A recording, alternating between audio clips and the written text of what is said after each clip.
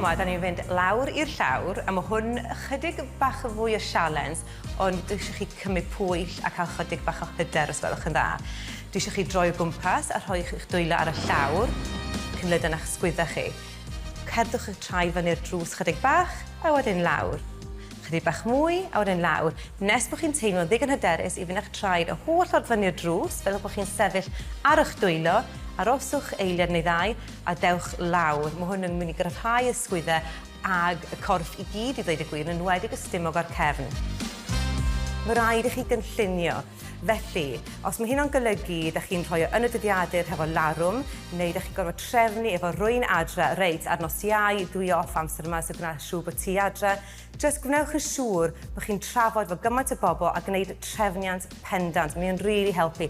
Enghraifft, Haia cariad, dwi'n gweld bod deep sea fishing nos Iau o 5 till 7 ar teledu, felly tra ti'n edrych ar hwnna efo'r plant, dwi'n mynd i wneud ymarfer corff.